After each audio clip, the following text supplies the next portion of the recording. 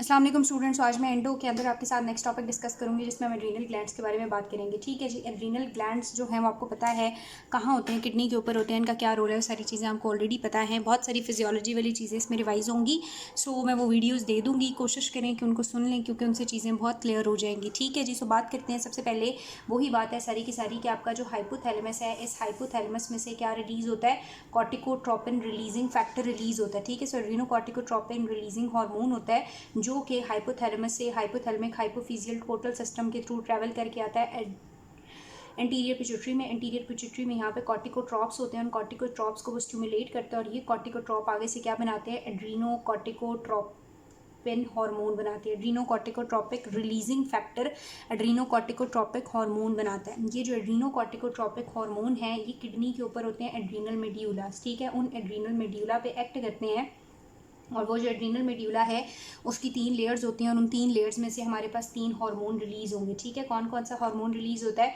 वहाँ से हमारे पास रिलीज़ होता है ग्लूकोकॉर्टिकॉइड। ठीक है। क्या रिलीज़ होता है, ग्लूकोकॉर्टिकॉइड। फिर हमारे पास वहाँ पे रिलीज़ होता है मिनरेलोकॉर्टिकॉइड और थर्ड हमारे पास रिलीज़ होते हैं एंड्रोजन जो कि सेक्शुअल फंक्शन रखते हैं। ठीक है जी।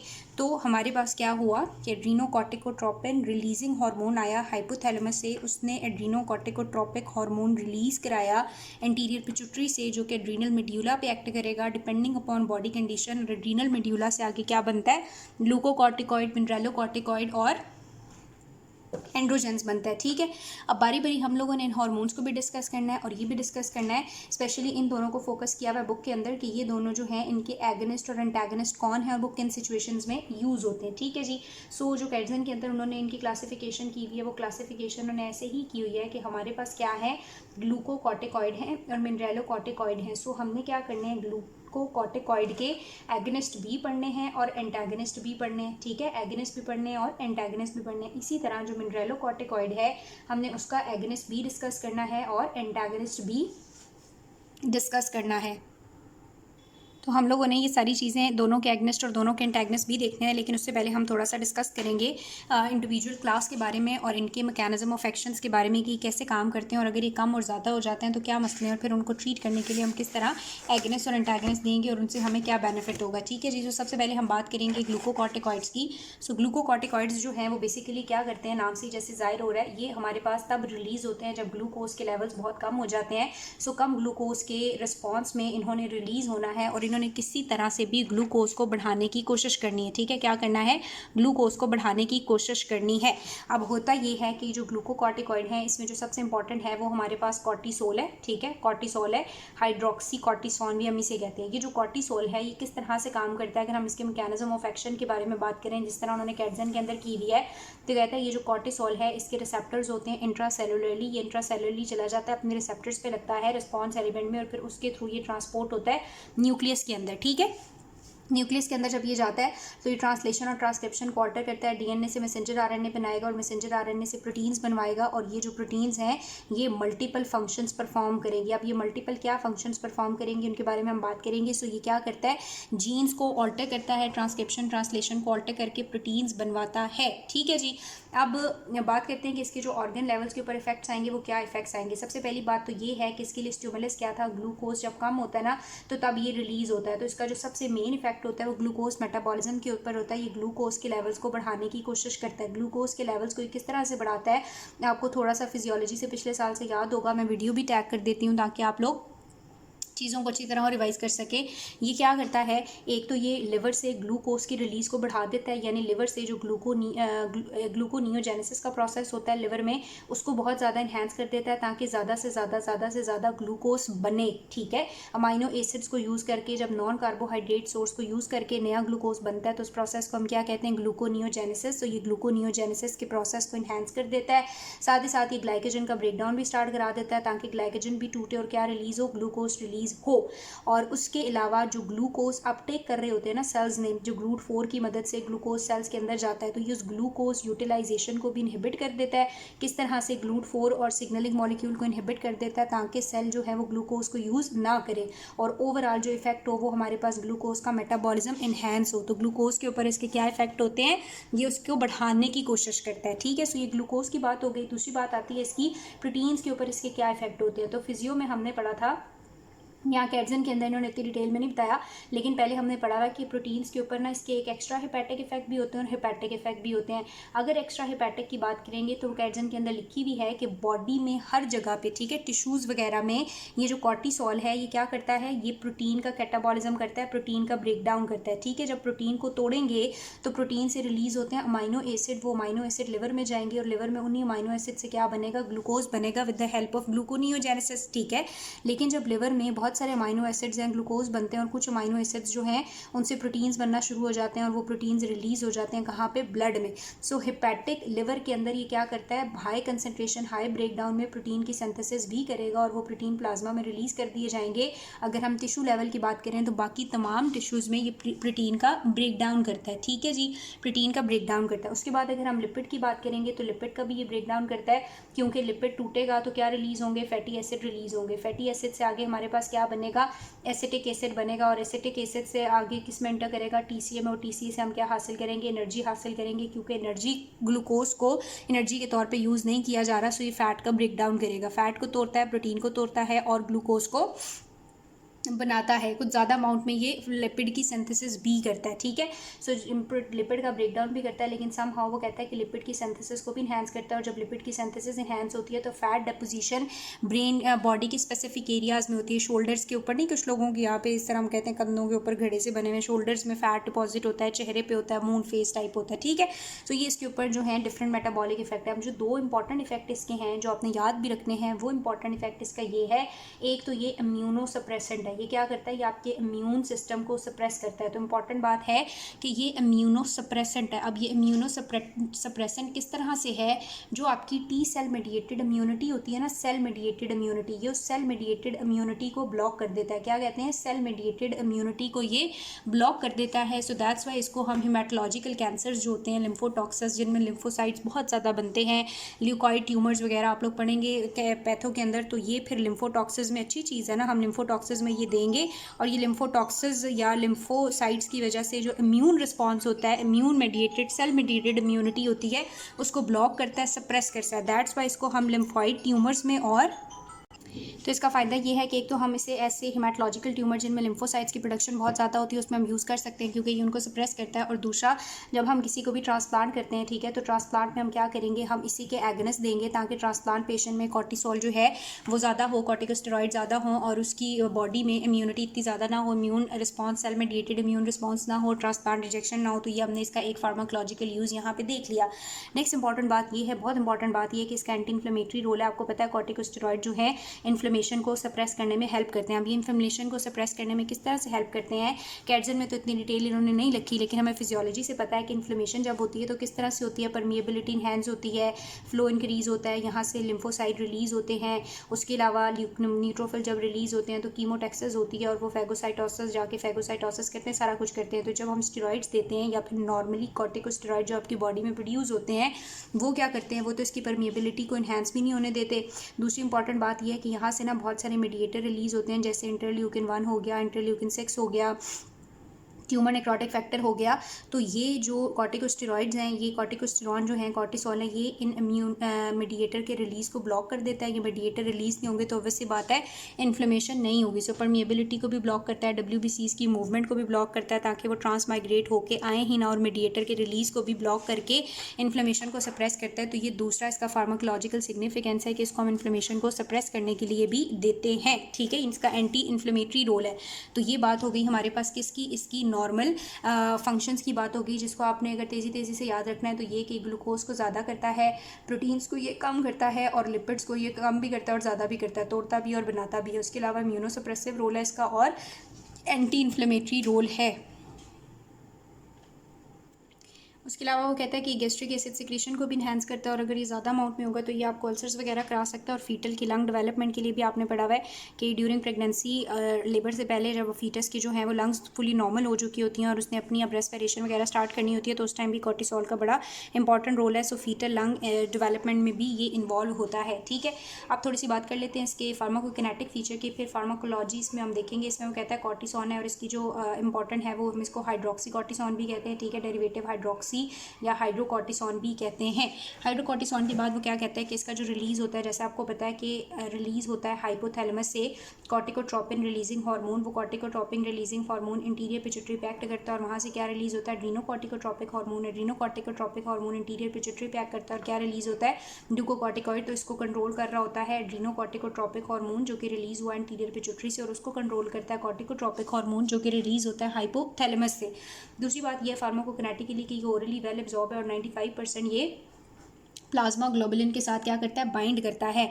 जीआईटी से ये ओरली वेल एब्सॉर्ब होता है, लिवर के थ्रू ये क्लियर हो जाता है, ठीक है, लिवर में इसका मेटाबॉलिज्म होता है। फिर वो कहता है जो अगर मेम्ब्रेन्स की बात करें तो ये मेम्ब्रेन्स को इतना इजीली क्रॉस नहीं करता जो नेचुरल वाला कॉर्टिसोन है, लेकिन अगर ये मेम्ब्रेन जो है वो अगर क्या हुई हुई होंगी, इन्फ्लेम हुई हुई होंगी, कोई इन्फेक्शन होगा तो फिर ये इजीली उनको क्रॉस कर लेता है।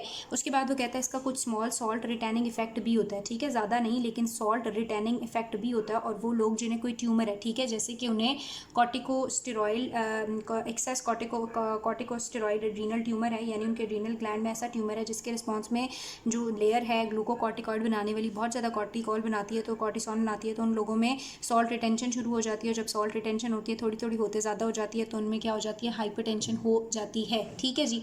उसके बाद अगर हम इसके फार्माकोलॉजिकली बात करेंगे तो फार्माकोलॉजिकली मैंने आपको बताया कि हम इसके क्या पढ़ेंगे, एगनिस्ट भी पढ़ेंगे और एंटागनिस्ट भी पढ़ेंगे। एंटागनिस्ट एज सच नहीं है, एगनिस्ट जो है उन्होंने ज़्यादा फोकस किया हुआ है। इसके जो एगनिस्ट हैं उनके अंदर हमारे पास आ जाता है प्रेडनिसोन, ठीक है, प्रेडनिसोन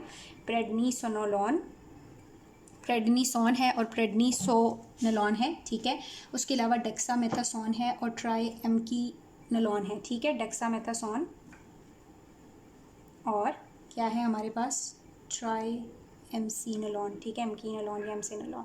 अब वो कहता है कि ये जो फार्माकोलॉजिकली हमने एगनिस्ट बनाए हैं ना, इनका ये फ़ायदा है कि जो नेचुरल वाला कॉर्टिकोस्टेरॉन है हमारी बॉडी के अंदर वो बड़ा शॉर्ट एक्टिंग है, ठीक है। और दूसरी बात है उसकी पेनिट्रेशन भी इतनी अच्छी नहीं है, और मेम्ब्रेन्स को पेनिट्रेट नहीं कर सकता जब तक कि मेम्ब्रेन इन्फ्लेम ना हुई हुई हो, ठीक है। और ड्यूरेशन ऑफ एक्शन भी इसका शॉर्ट है।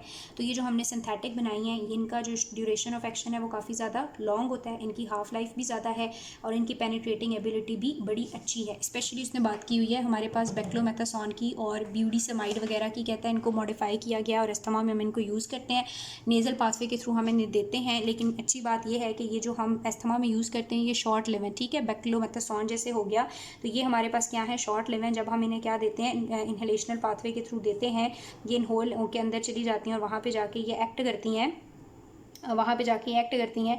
तो इतनी देर में कि सिस्टेमिक सर्कुलेशन में जाएं तो ये डिस्ट्रॉय हो जाती है। इनका जो हाफ लाइफ है वो कम है, इनकी ये शॉर्ट एक्टिंग होती है, ये बात उसने की हुई है। उसके बाद अगर हम इन एगनिस्ट के बारे में यूजेस की बात करें, जो हमने कौन सी एगनिस्ट पढ़ ली है, प्रेडनिसोन है, प्रेडनिसोनलोन है या डेक्सामेथासोन है। अगर हम इनके यूजेस की बात करें तो इनके यूजेस को ना उसने डिवाइड कर दिया दो चीज़ों में। एक उसने कहा एक तो इसके एड्रीनल यूजेस हैं, यानी एड्रीनल ग्लैंड रिलेटेड मसलों में हम इसको यूज़ करते हैं, और दूसरे इसके क्या है, नॉन एड्रीनल यूजेस हैं, ठीक है, दूसरे क्या है, नॉन एड्रीनल यूजेस हैं। ये जो एड्रीनल यूजेस हैं ये एगनिस्ट हम कब देंगे, जब एड्रीनल इनसफिशेंसी है, एड्रीनल काम नहीं कर रहा, तो वो कहता है कि अगर हमारे पास क्या है, एक्यूट एड्रीनल इनसफिशेंसी है तो भी हम देते हैं। दूसरी बात है अगर हमारे पास क्रॉनिक एड्रीनल इनसफिशेंसी है तो भी देते हैं, यानी लॉन्ग टर्म चली आ रही है। एक्यूट वाली किसी भी शॉक की वजह से, इन्फेक्शन की वजह से या ट्रोमा से होती है, शॉक से, इन्फेक्शन से, ट्रोमा से जो एकदम से हो गई, सो एक्यूट एड्रीनल इनसफिशेंसी, जब एड्रीनल ग्लैंड ठीक नहीं है और वो प्रॉपर ग्लूकोकॉर्टिकॉइड नहीं बना रहा है। ये बहुत ज़रूरी है क्योंकि अगर ग्लूकोकॉर्टिकॉइड नहीं होगा, आपका ग्लूकोज लेवल मेंटेन नहीं होंगे, हाइपोग्लाइसीमिया और डेथ हो सकती है। दैट्स वाई जो है हमें इसको देना पड़ता है एक्यूट एड्रीनल इनसफिशेंसी में भी और क्रॉनिक एड्रीनल इनसफिशेंसी में भी। यानी एक मसला क्रॉनिकली चला आ रहा है, जैसे एक डिजीज़ होता है जिसे हम कहते हैं एडिसन डिजीज़। क्या कहते हैं, एडिसन डिजीज़ कहते हैं। इस एडिसन डिजीज़ में जो कॉर्टिकोस्टेरॉइड्स हैं ये हमारे पास बहुत ज़्यादा प्रोड्यूस होते हैं, ठीक है जी। या फिर हमारे पास कोई कंजेनिटल माल फॉर्मेशन है, कंजेनिटली ही क्या हुआ है, कंजेनिटली नॉर्मली जो है वो आपके पास नहीं बना, कंजेनिटल एड्रीनल हाइपरप्लेजिया है। इस हाइपरप्लेजिया में क्या होता है, एबनॉर्मल सिंथेसिस हो रही होती है एड्रीनोकॉर्टिकोट्रोपिक हार्मोन की, और हेंस ये एबनॉर्मली आके एड्रीनल ग्लैंड पे एक्ट करता है और वहाँ से भी एबनॉर्मल ग्लूकोकॉर्टिकॉइड बनाते हैं। सो हम सिंथेटिकली ग्लूकोकॉर्टिकॉइड बाहर से देना शुरू कर देते हैं। तो ये इसके एड्रीनल यूजेस हैं, यानी acute adrenal insufficiency, chronic adrenal insufficiency और कंजेनिटल एड्रीनल हाइपरप्लेजिया में हम एड्रीनल एगनिस्ट देते हैं। कौन से एड्रीनल एगनिस्ट देते हैं? प्रेडनिसोन हो गया, प्रेडनिसोलोन हो गया, डेक्सामेथासोन हो गया या ट्राईएमिसिनोलोन हो गया, ठीक है। उसके अलावा बेक्लोमेथासोन जो है और बीडीसनाइड जो है इनको हम अस्थमा में यूज़ करते हैं और आप ये एस्थमेटिक रेस्पिरेटरी फार्मा में भी बहुत डिटेल में पढ़ोगे। उसके बाद वो कहता है नॉन एड्रीनल यूजेस इसके क्या हैं। अभी मैंने आपको बताया कि ये इम्यून सिस्टम को सप्रेस करने में हेल्प करता है। तो अगर किसी में ऑटो इम्यूनिटी हो या इम्यून सिस्टम उसका बहुत ज़्यादा एक्टिव हो या हमने उसमें ट्रांसप्लांट किया हुआ हो तो इम्यून सिस्टम को सप्रेस करने के लिए भी हम क्या करते हैं, इसको दे सकते हैं। दूसरी बात ये है कि अगर किसी में कोई इन्फ्लेमेशन है और बहुत ज़्यादा क्रॉनिक इन्फ्लेमेशन है या एक्यूट है, ये सारा रेट ज़्यादा है, तो हम उस इन्फ्लेमेशन को सप्रेस करने के लिए भी कॉर्टिसोन दे सकते हैं, क्योंकि ये क्या करता है, इन्फ्लेमेशन को सप्रेस करता है, मीडिएटर की रिलीज़ को कम करता है। देन वो कहता है कि ये हमारे पास मोशन सिकनेस में भी यूजेबल है और हाइपरकैल्सीमिया में भी, ठीक है। मोशन सिकनेस में भी और हाइपरकैल्सीमिया में भी, क्योंकि इसका सॉल्ट रिटेनिंग इफेक्ट होता है, तो टिब्यूल्स में सॉल्ट को रिटेन करता है और कैल्शियम को रिलीज़ कर देता है। और अगर किसी को हाइपरकैल्सीमिया है, कैल्शियम के लेवल ज़्यादा हैं, तो उसमें भी हम ये दे सकते हैं, ठीक है। उसके अलावा क्योंकि मैंने आपको बताया था कि फीटल लंग डेवलपमेंट भी इंपॉर्टेंट है, तो कोई ऐसी मदर जिनको प्री टर्म लेबर शुरू हो गया हो और टाइम से पहले डिलीवरी होने लगी है, तो फीटस की जो लंग्स हैं वो भी सही से डेवलप नहीं होंगी, तो उस फीटल की लंग डेवलपमेंट को स्पीड करने के लिए हम बेथमेथासोन देते हैं, ठीक है।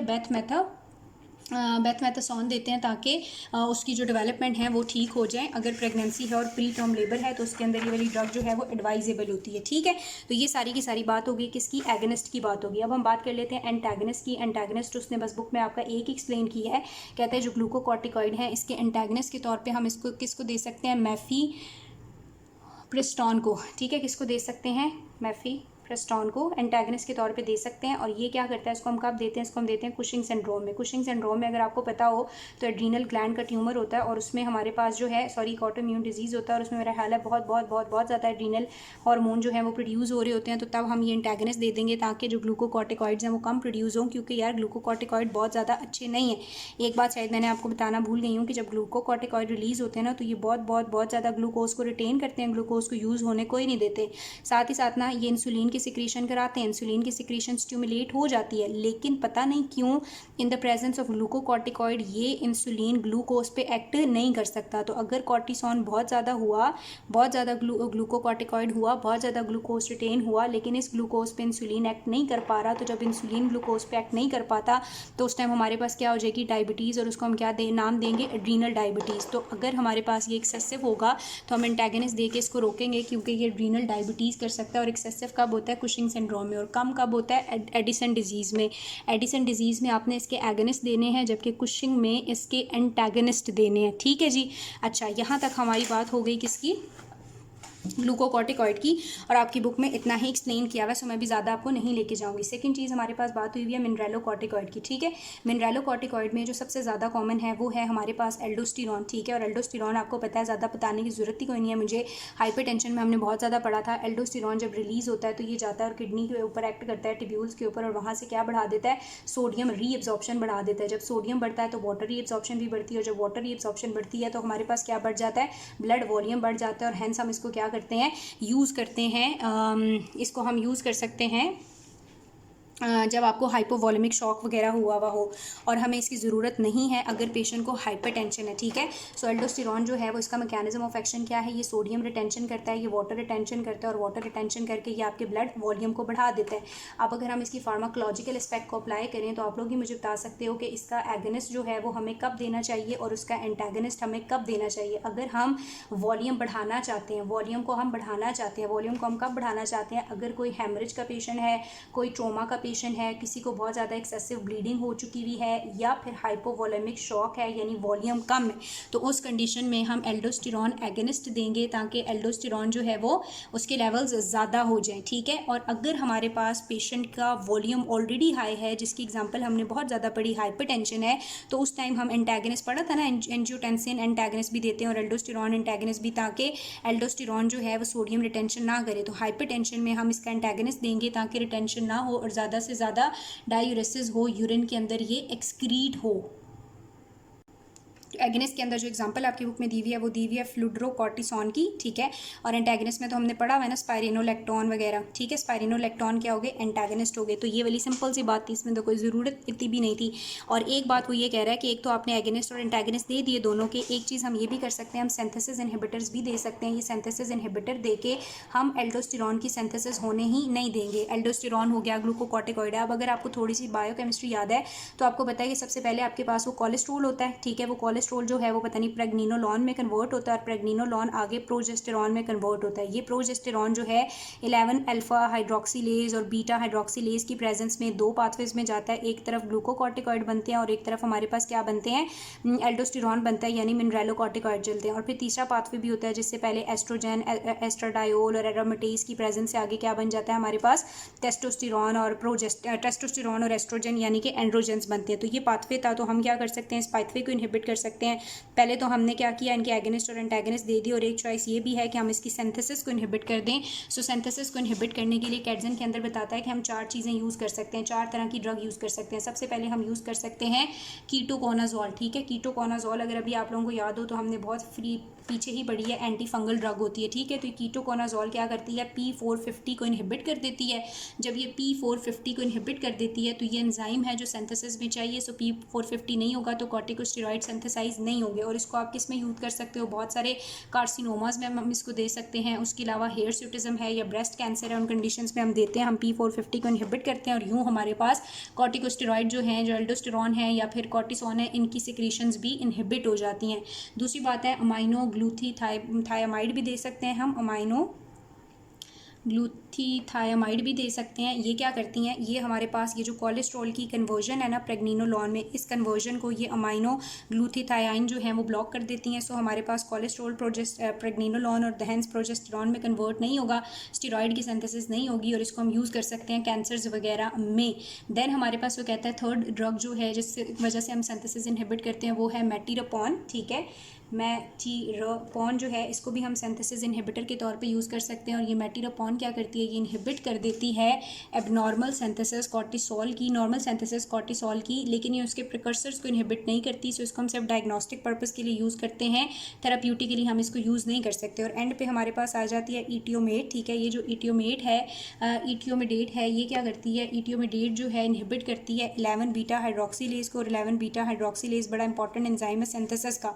सो एक हमने पढ़ ली जो कि क्या करती है, इनकी सिंथेसिस को ब्लॉक कर देती है। दूसरी हमने पढ़ी जो एंजाइम P450 को ब्लॉक कर देती है। तीसरी 11 बीटा हाइड्रोक्सीलेज को करती है। और चौथी नॉर्मल सिर्फ सिंथेसिस को करती है, प्रिकर्सर्स को नहीं करती। दैट्स व्हाई इसको हम सिर्फ डायग्नोस्टिक पर्पसेस के लिए यूज़ करते हैं। तो अब मैंने कैटजन का पूरा चैप्टर आपको बारी बारी बता दिया है। क्या पढ़ा हमने कि एड्रीनोकॉर्टिकोट्रोपिक हार्मोन है कहाँ कहाँ से एड्रीनल ग्लैंड पे आके एक्ट करता है, एड्रीनल ग्लैंड से आगे रिलीज होते हैं ग्लूकोकॉर्टिकॉइड और मिनरलोकॉर्टिकॉइड। ग्लूकोकॉर्टिकॉइड में कॉर्टिसोन है और मिनरलोकॉर्टिकॉइड में एल्डोस्टेरॉन है। ये जो कॉर्टिसोल है ये आपके ग्लूकोज मेटाबॉलिज्म को मेंटेन करता है, एंटी इम्यूनिटी रोल भी है इसका और एंटी इन्फ्लेमेटरी रोल भी है। इसके जो एगनिस्ट हैं और एंटागनिस्ट हैं वो किस तरह से हमने देखे और उनको यूज़ हम कर सकते हैं। एगनिस्ट में हमने प्रेडनिसोन, प्रेडनिलोसोन और वो वगैरह देखे, और एंटागनिस्ट में मेफाप्रेस्टोन जो है वो देखा। उसके बाद हमने एल्डोस्टेरॉन की बात की, तो ये सोडियम रिटेंशन में हमें हेल्प करता है। इसके एगनिस्ट और एंटागनिस्ट कब देने, एगनिस्ट तब जब हाइपोवोलीमिया हो और हमें बढ़ाने की ज़रूरत है और उसमें हम फ्लूकॉर्टिसोन यूज़ करते हैं, और एंटागनिस्ट तब देने जब हाइपरटेंशन है, हमें एल्डोस्टेरॉन के एक्शन नहीं चाहिए बॉडी में, स्पाइरिनोलेक्टोन वगैरह को यूज़ कर सकते हैं। फिर हमने सिंथेसिस इनहिबिटर देखे हैं, कीटोकोलाजोल, अमाइनोग्लूथाथाइमिडाइन जो भी थे, और मेटारोपॉन थी, और इटोमेडेट था। आई होप आपको समझ आ गया होगा। इसमें कोई भी क्वेश्चन है इसको खुद रीड कर लो अच्छी तरह। लिपिन के अंदर भी सेम ही लिखा हुआ है, इवन सारा आपको वैसे कैटजन भी पढ़ाया, और अगर मैं आपको लिपिन से भी दिखा दूँ ना तो इसमें भी तकरीबन सेम ही लिखा हुआ है। ये था मेरा ख्याल है 340 पे, ठीक है। तो लिपिन के अंदर भी तकरीबन सेम ही चीज़ें लिखी हुई हैं। असल में ये सारी आपकी अप्लाई हो रही है फिजियोलॉजी यहाँ पर। सो कॉर्टिकोस्टेरॉइड की ये बात करता है, कहता है ग्लूकोकॉर्टिकॉइड हैं। ग्लूकोकॉर्टिकॉइड जो हैं ये आपके नॉर्मल मेटाबॉलिज्म को इन्हांस करती हैं, ग्लूकोज के मेटाबॉलिज्म को, हेपेटिक ग्लूकोज प्रोडक्शन वगैरह बढ़ाती हैं। उसके अलावा स्ट्रेस से रेजिस्टेंस कर देती हैं पेशेंट को, और प्लाज्मा के अंदर जो लिम्फोसाइट हैं, जीनोफिल हैं, जो इम्यूनिटी के सेल्स हैं, उनको कम कर देती हैं। एंटी इन्फ्लेमेटरी हैं क्योंकि मीडिएटर के रिलीज़ को इनहिबिट कर देती हैं, और कुछ अदर इफेक्ट भी ये करती हैं। फिर मिनरलोकॉर्टिकॉइड है, मिनरलोकॉर्टिकॉइड जो हैं वो फ्लूइड स्टेटस को मेंटेन करने में हेल्प करती हैं with the help of sodium reabsorption. Therapeutic uses इनके क्या हैं, इनको हम primary adrenal insufficiency, primary adrenal insufficiency वो है जो एड्रीनल ग्लैंड के लेवल पे है, ठीक है, और सेकेंडरी और टर्शरी वो है अगर पिट्यूटरी के लेवल पे है तो वो सेकेंडरी, और अपर हाइपोथैलेमस के लेवल पे है तो वो टर्शरी। तो सेकेंडरी और टर्शरी एड्रीनल इनसफिशेंसी में भी हम इनको यूज़ करते हैं कुशिंग सिंड्रोम की डायग्नोसिस में। जैसे कुशिंग सिंड्रोम में हमने कहा हमें क्या हो रहा होता है, बहुत ज़्यादा एक्सेस प्रोड्यूस हो रहे होते हैं, तो एंटागनिस्ट हम देते हैं ताकि इसको इनहिबिट किया जा सके। रिप्लेसमेंट थेरेपी हाइपोप्लेजिया में भी यूज़ करते हैं, इन्फ्लेमेटरी सिम्टम को सप्रेस करने के लिए, रिलीफ करने के लिए भी यूज़ किया जाता है। ट्रीटमेंट ऑफ एलर्जीज़ में भी यूज़ करते हैं। लंग मैचुरेशन को भी एक्सेलरेट करने के लिए या स्पीड अप करने के लिए बताया था मैंने, हम यूज़ करते हैं बैथा वाली ड्रग थी, ठीक है। उसके बाद इसकी एब्जॉर्प्शंस वगैरह हैं कि जीआईटी से वेल एब्जॉर्ब होता है, लिवर से निकलता है वगैरह वगैरह। और एडवर्स इफेक्ट, हाँ शायद एडवर्स इफेक्ट मैंने आपको नहीं बताया, लॉन्ग टर्म थेरेपी जब हम इसकी यूज़ करते हैं तो इससे बहुत सारे एडवर्स इफेक्ट हो जाते हैं। कैट्सन के अंदर भी लिखे हुए हैं, वो मैं आपको बताती हूँ। देखो यार एडवर्स इफेक्ट क्या होते हैं, अगर हमारे पास कॉर्टिसोन जो है एगोनिस्ट हमने बहुत ज़्यादा दे दिया तो उसमें पेशेंट का ग्लूकोज बढ़ेगा तो क्या हो सकता है, डायबिटीज़ हो सकती है। प्रोटीन कैटाबॉलिज्म के साथ साथ ये बोन कैटाबॉलिज्म भी करता है, तो क्या हो सकती है, प्रोटीन बहुत टूटेगा तो आपको एक मसल वीकनेस हो सकती है, मसल वेस्टिंग होगी, और बोन में बोन कैटाबॉलिज्म होगा तो ऑस्टियोपोरोसिस हो सकती है, ठीक है। उसके अलावा ये क्या करता है, उसके अलावा अगर मिनरलोकॉर्टिकॉइड ज़्यादा है तो आपको पता है सोडियम रिटेंशन करेगा तो हाइपरटेंशन कॉज कर सकता है, और इस तरह के बेसिक साइड इफेक्ट्स इनके हो सकते हैं जो आप लोग खुद भी रीड कर सकते हैं। डिसकंटिन्यूएशन हमें आराम से करनी है। सिंथेसिस इनहिबिटर जो है हम कीटोकोनाजोल दे सकते हैं या स्पाइरेनोलेक्टोन दे सकते हैं, और यहाँ पे ये चैप्टर ख़त्म। तो ये मेरा लगता है कैट्सन में ज़्यादा अच्छा लिखा हुआ था जहाँ से मैंने आपको सारे का सारा लेक्चर में करवाया है। इसको पढ़ लें, कोई भी मसला हो, कोई भी क्वेश्चन हो तो मुझसे पूछ सकते हैं आप।